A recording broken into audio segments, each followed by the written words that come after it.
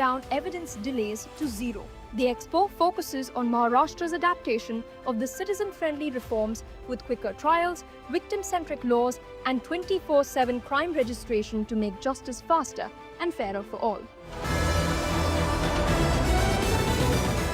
In other news, Maharashtra hosted the Asian Seed Congress 2025, where the Union Agriculture Minister announced 3 new clean plant centers in the state.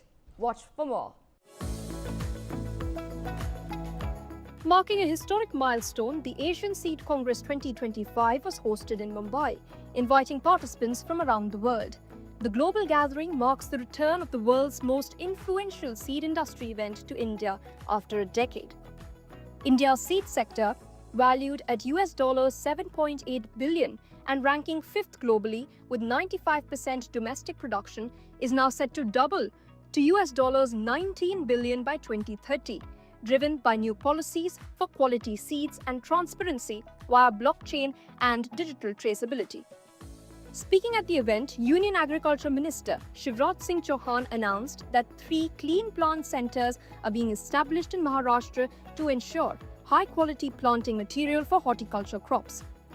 Maharashtra also aims to bring 25 lakh hectares of farmland under natural farming in the next 2 to 3 years, prompting seed companies to develop varieties suited to such cultivation systems.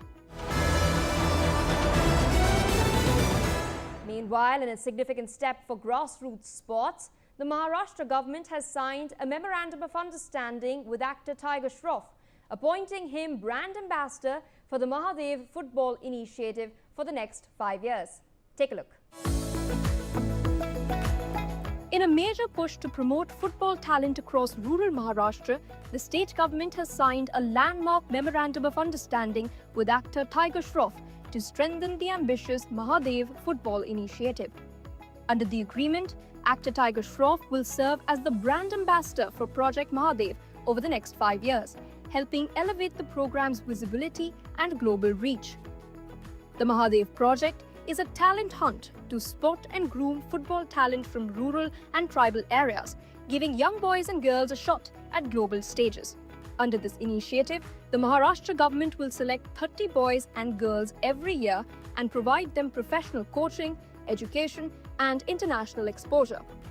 After the signing ceremony, Nahar Group founder and chairman Sukhraj Nahar also announced a donation of ₹1 crore to the Village Social Transformation Foundation, further strengthening the program's support system. Finally, a state-of-the-art 300-bed Ayurvedic hospital and research center has been inaugurated in Chhatrapati Sambhaji Nagar, featuring Vastu-compliant green architecture and advanced Panchkarma facilities. Here's the full story. Chhatrapati Sambhaji Nagar witnessed the inauguration of the brand new ultra-modern building of Shriyansh Ayurvedic Medical College, Hospital and Research Centre, highlighting Maharashtra's growing commitment towards Ayurvedic healthcare.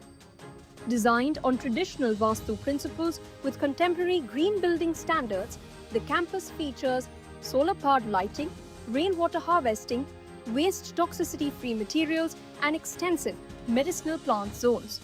Wide corridors, natural ventilation, and serene courtyards also create a healing environment ideal for Ayurvedic treatment.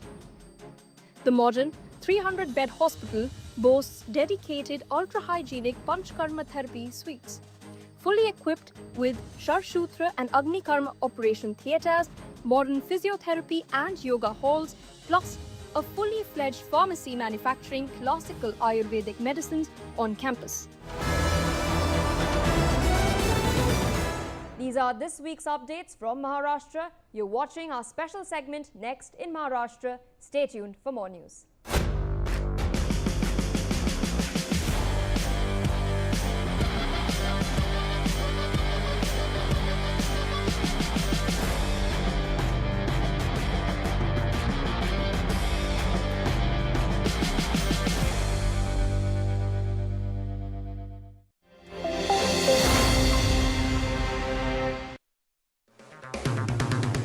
अगर आप बनना चाहते हैं anchor या फिर आप में है जुनून एक तेज तर्रार न्यूज रिपोर्टर बनने का, तो आप ज्वाइन करें ITV और इंडिया न्यूज NewsX का media school ITV next media international school का कोर्स आपको मौका देता है देश के दिग्गज एंकर्स के साथ काम करने का।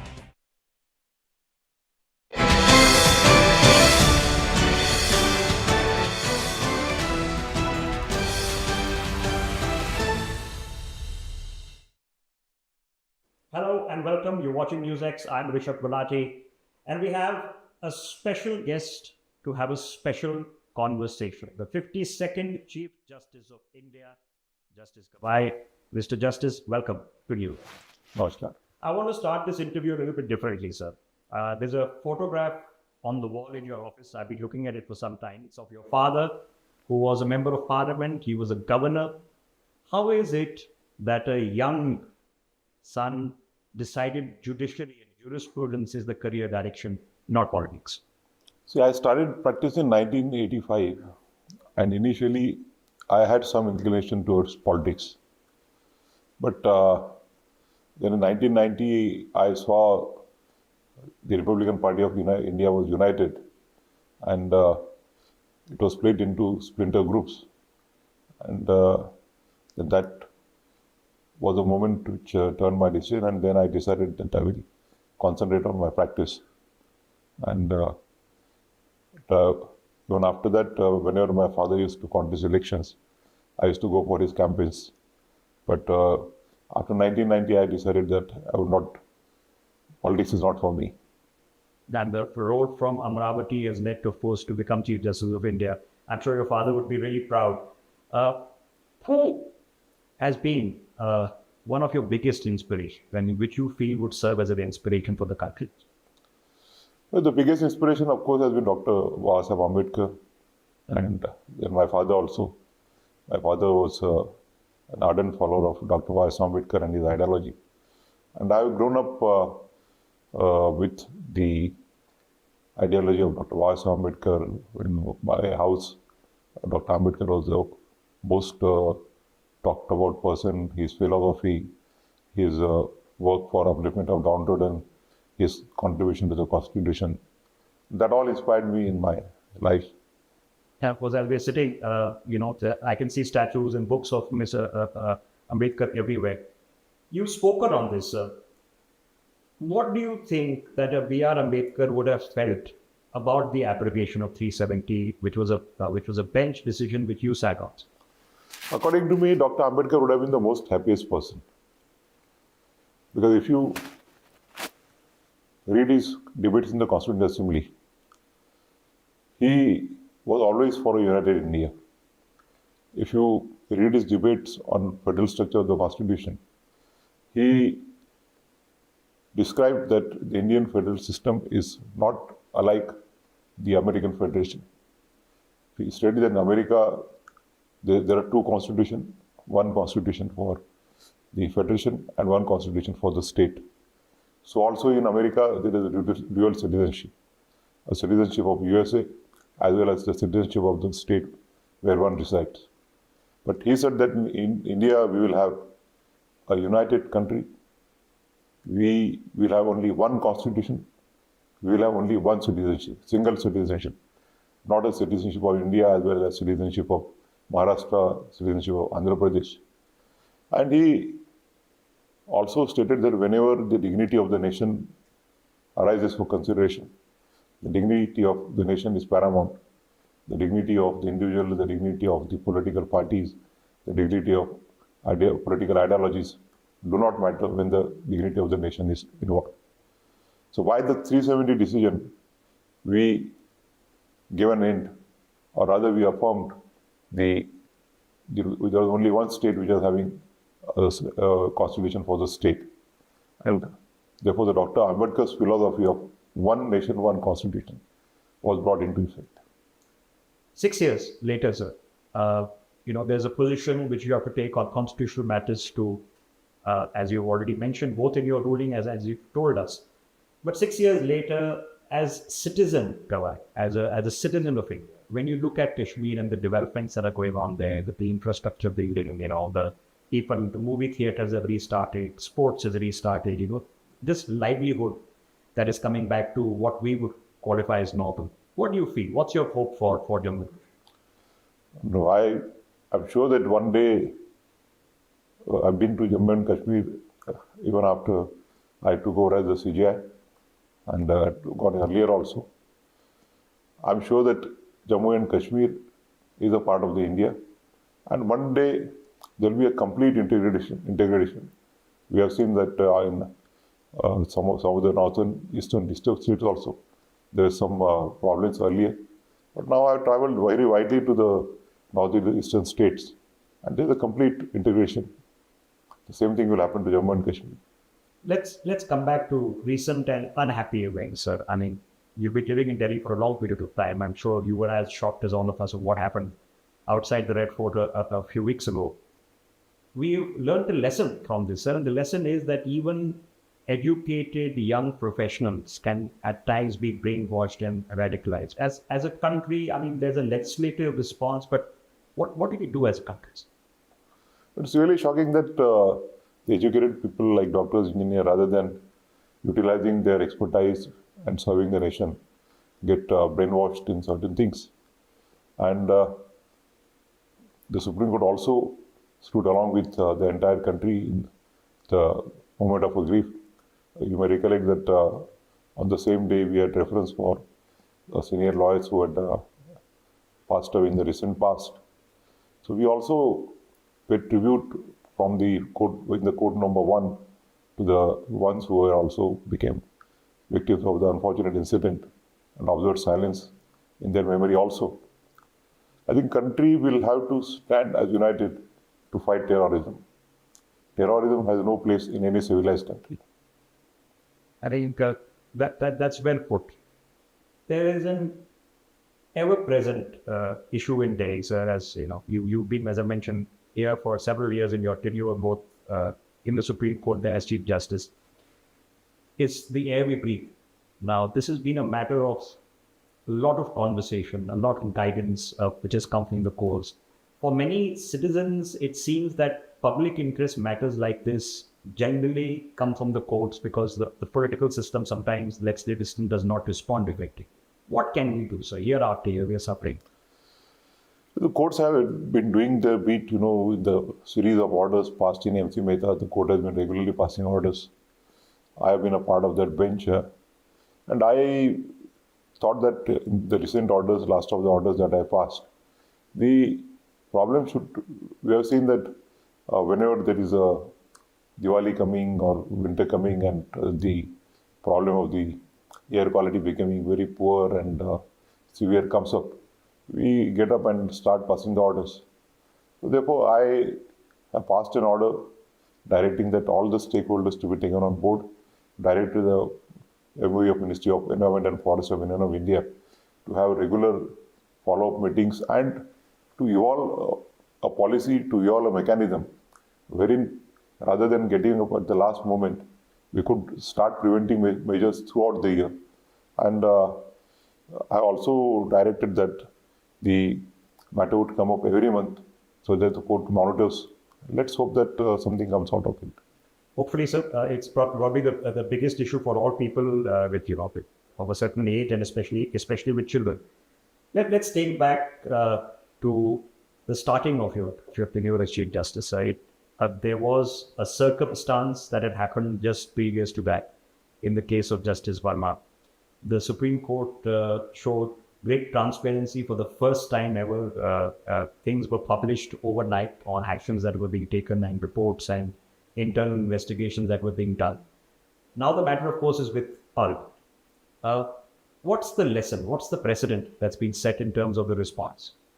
It is an unfortunate incident.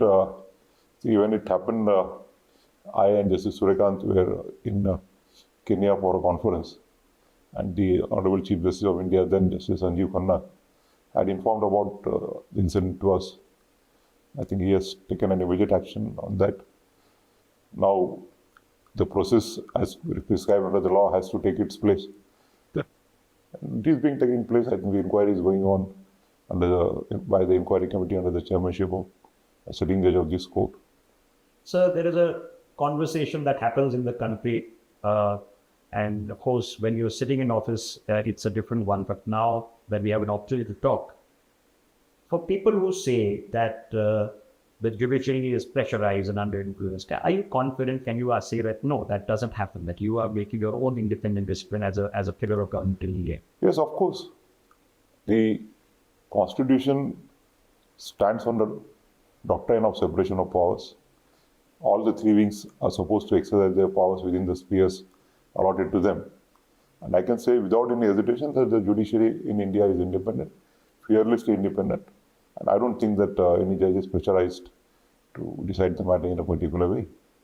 For that matter, but at the same time, it doesn't mean that the judge, to show his independence, has to decide all the matters against the government. And if the judge doesn't decide all the matters against the government, he is not an independent judge. You decide the case on the basis of the facts of each case, according to the position of law that you have. And if you go through my various judgments, orders, the government might have succeeded in some of the matters. The government has lost in many matters. Yes, electoral bonds is an example. The issue of bulldozers. Bulldozer justice, many of the high-profile bail matters wherein I granted bail, then with regard to one of the members of parliament disqualification in a defamation case. Last of the judgments which I delivered was caution and setting aside an enactment with regard to the service conditions of the tribunals. Yes, and of course that recently presidential reference is something that you've done very recently and ruled on as well. So the judiciary itself, with generally it is considered that the frequency of cases, the amount of work that is required, the vacancy that happens in various courts at various levels. What are the priorities that you feel that need to be addressed? I think filling up of the vacancies at all the levels of the judiciary, right from the trial judiciary to the district judiciary to the high court, should be taken into on a priority basis. For example, I can share with you that during my tenure, we had appointed around 107 judges to the various high courts, 24 to Allahabad High Court, then 14 to Bombay High Court, then more than 10 in Rajasthan and Madhya Pradesh. So we have noticed that wherever these vacancies have been filled up, the work has started rolling very fast. The judges who are required to sit up to 7 o'clock in the evening or so, they can rise at that time. The matters are moving, the matters are being decided. So the time that takes in the appointment of judges, I think if the timelines are followed, like in this case, we could get the appointments cleared very rapidly. As a matter of fact, some of the judges, some of the cases which were pending right from 2023 have been cleared. And we are also using AI for categorization of the cases, classification of the cases, so that a large number of cases are put together. And on a common issue, they can be decided. On the procedure of appointment of judges, is that matter, it become difficult, contentious a few years ago? Is it settled or does it require further conversation? According to me, the collegium system is working well. The allegation that there is a lack of transparency or there is opaqueness is, according to me, not a valid allegation. For a lot of young people who are coming into the legal profession, what would your advice be? What do you remember as when you were starting out, that the lessons that you've learned now in this law world, what would you tell these young lawyers? See, in the recent past, there was a trend that the young lawyers would get attracted to the corporate law. I would like to tell them that the real charm, the real fun lies in the litigation. No doubt that the initial days are somewhat difficult for one to survive. But if you survive and if you grow up, there is nothing as challenging as the litigation. The happiness that you get by winning even simple cases, like I remember when I was a lawyer, getting a woman was fighting for her house allotted to her by the housing board. For 3, 4, 5 years, she couldn't get it, and the moment I succeeded in the court, that the amount of satisfaction that one got is enormous. I still recollect in my earlier days in 1985, a young boy belonging to the among the most downtrodden in the scheduled caste, Mehtar community. He was fighting for getting an admission to the medical college, and I succeeded in that case, and he became the first doctor from the Mehtar community. These are the small things which give happiness to the litigant as well as to you, and in such matters, the money hardly matters. When the moment comes, let's say you want into litigation, and then you have a choice whether to continue your practice and stay a lawyer, become a senior advocate, and appear before and judges, or to go into the judicial. The attraction, of course, is public service. You can make more wages as a lawyer than as a jurist. So for people who are probably in that conundrum, who've done law for maybe a decade, are thinking now, why did you pick the judicial service? I would only give an answer in a sentence. When I was finding it difficult to make a choice whether to join judiciary or to continue practice. So my father told me that if you continue to practice, you will earn scores of money. But if you become a judge, you can be an instrument in a little way in following Dr. Ambedkar's ideology of giving social and economic justice to the citizens of this country. And that was a moment of a decision. What is the satisfaction now that you feel in the cases that you mentioned of the little weddings and the broader legacy that gets left behind, that the imprint of your time in the courts at the High Court level, in the Bombay High Court, now the Supreme Court, then as Chief Justice? Well, it's an enormous amount of satisfaction as a lawyer as well as a judge. Let's give some instances. When I was a government pleader in Nagpur, court had directed that all the slums should be demolished within 8 days in the Nagpur district. And it was a huge problem. The law and order problem would have arisen, so the Chief Minister requested me to personally handle the matter. We challenged it in the Supreme Court. We got stay of the order, then thereafter various orders were passed by the Supreme Court. And the satisfaction of saving those houses, those people, they're protecting their shelter. We say that a right to shelter is a fundamental right. And then down the line, after 22 years, when I'm retiring as a Chief Justice of India, I could pay in a judgment with regard to Jurpi jungles in the Vidarbha region, wherein the houses of all these persons residing in the slums could be regularized, while at the same time balancing the environmental issues, protecting and promoting the forests.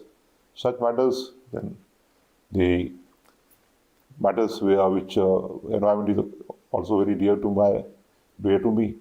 In the last 3 years, when I was presiding over the Green Bench, I have penned down around 18 judgments in order to protect the environment, protect the ecology, protect the wildlife. Apart from passing several orders over the 3 years, then matters like the judicial reforms. I have passed various judgments with regard to judicial reforms in the last 6 months. So these are the matters which benefit the society at large, benefit the country at large, and the satisfaction which you get in such matters, I think no amount of money can match with that. Okay, so our time is limited. So I have 2 questions. One on the serious note. As a judge, especially on constitutional matters, when laws come up and are challenged, what is then the yardstick? Are you the believer in the basic structure yardstick, or do you look at case by case in terms of where it fits constitutionally?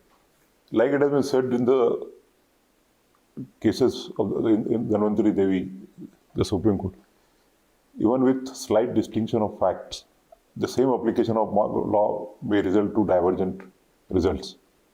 So each case has to be decided on the facts of each case.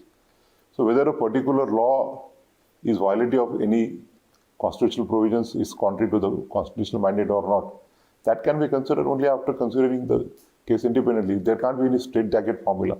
Before you wind up, sir, what's your favorite place to visit when you finally get a break from this? Where do you like to travel to? Of course, to the forests. You like to travel the forest areas. Any favorite places you have? You like the sanctuaries? I have been, when I was a lawyer, I've been when I was practicing at Nagpur, I used to frequently visit Tadova, then Pench, Kana, Bandhavgarh. So for last 6 years, it has not been possible for me to go. Though I've been going to Ranthambore and Corbett also. So. Yes. And the other, I like the hills as well as I like the sea also. So you have a great. I like nature. What is Justice Gavai's favorite food? Is it a Marathi dish from childhood? Of course, Maharashtrian food. Maharashtrian food is your favorite. What's been your favorite movie growing up? What did you like watching when you were younger? As a young boy going in the college, I used to see all the movies. Right. Yeah, all the Dharmendra movies, Amitabh Bachchan movies, and. But for last 6 years, I have not been in a position to. Bit tougher. Yeah, when so people think that the judges are in breaks, they are actually having to write these judgments. So there's no such thing as a summer break. No summer break. In fact, I have been traveling every weekend. So whenever I was traveling out of Delhi, I had a judgment to correct, and whenever I was coming back to Delhi on the flight on Sunday evenings, the files on the iPad to read for Monday, and more than half of our time goes in writing the big judgments. So coming from a family, as we started the interview, let's end it there. Father's member of parliament became governor. The son became Chief Justice of India. Next generation, what advice does one give? What role does one play in guidance, or do we let them decide for themselves? I think every individual has to take his own choice, but only one thing I would like to request the younger generations, and no doubt that everyone has to live for himself. Everybody has to make a career for himself. But he must also contribute in whatever they way for the society, for the country. Justice Gavai, thank you for your service to this country, and thank you for joining us for this call. Thank you. Thank you.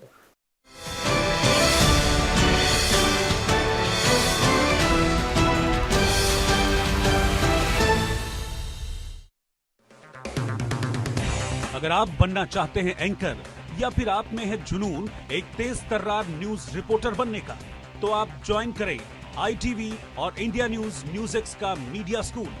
ITV next media international school का course आपको मौका देता है देश के दिग्गज anchors के साथ काम करने का। ITV next media international school में आप बेहद नजदीकी से देख पाएंगे किस तरह से ITV नेटवर्क के दिग्गज पत्रकारों की टीम दिन रात खबरों पर काम करती है। इस कोर्स के दौरान आप सीखेंगे एंकरिंग की एक एक बारीकी उन एंकर्स के साथ जो देश को रखते हैं हर खबर से बाखबर। ITV next media international school का ये कोर्स आपके एंकरिंग स्किल्स को करेगा इतना सशक्त, मजबूत, जिससे आप बनेंगे पत्रकारिता की दुनिया का वो चमकता चेहरा जो दुनिया देखेगी और पसंद करेगी।